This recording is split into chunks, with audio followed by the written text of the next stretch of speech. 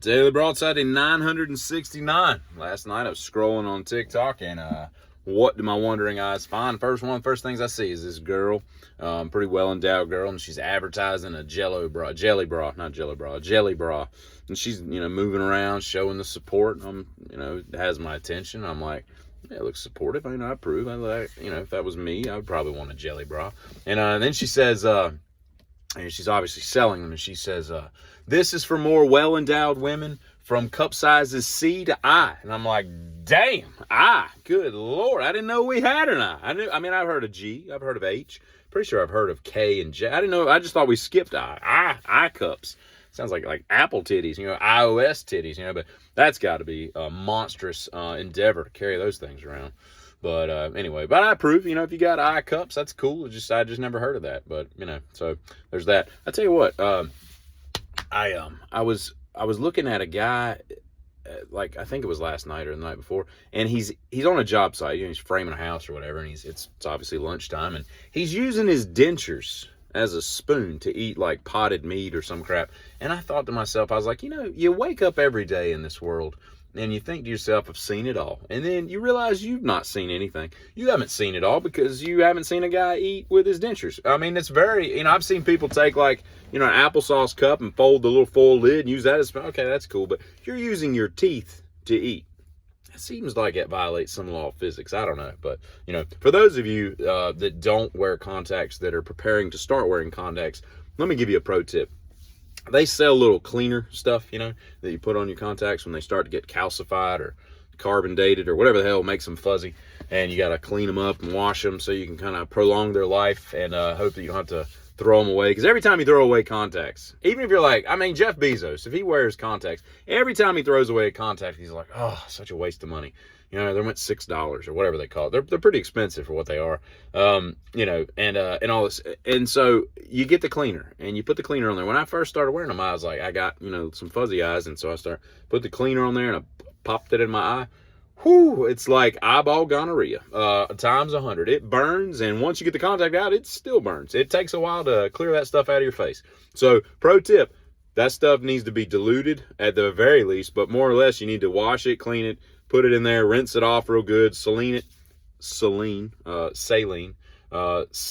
is the Mustang. Steve Saline, pretty sure is how he says his name. Is not a Saline Mustang, but that's neither here nor there. I saw a guy the other day that was playing basketball, and he's got one leg. Now, there's a guy out there that's got one arm that plays basketball. He's pretty good. He's I don't want to say he's like 6'6" or something like that, but, maybe shorter. I don't know. He looked tall, but, he does okay. You got to stay to his left. It's a little easier to guard him. But, if you had to have one appendage missing, you would want it to be your arm over your foot or your leg because, we're bipedal.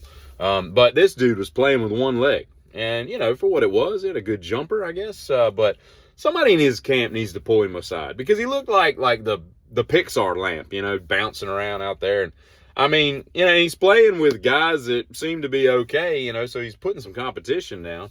It's not like he's, playing, it's not like he's like Kramer fighting like 8-year-olds in a karate dojo, but somebody in his camp, they need to pull him aside and be like, hey man, Rodney, this ain't for you. You need to find some other outlet to express yourself, rowboating, macrame, piano lessons, something, Get a piccolo.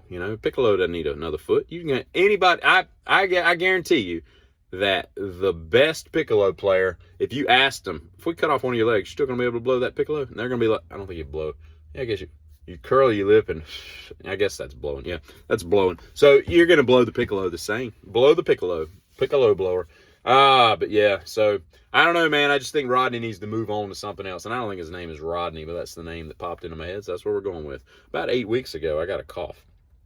And I went to the doctor after the second week of not being able to fight it off my own, true antibodies. They weren't doing the job. So I get an antibiotic and steroid and a cough suppressant there. And it goes away like the sickness, but I've still got the lingering cough for 6 more weeks. And I went another 3 weeks, and I was like, I got to go back and get something else. This just ain't working.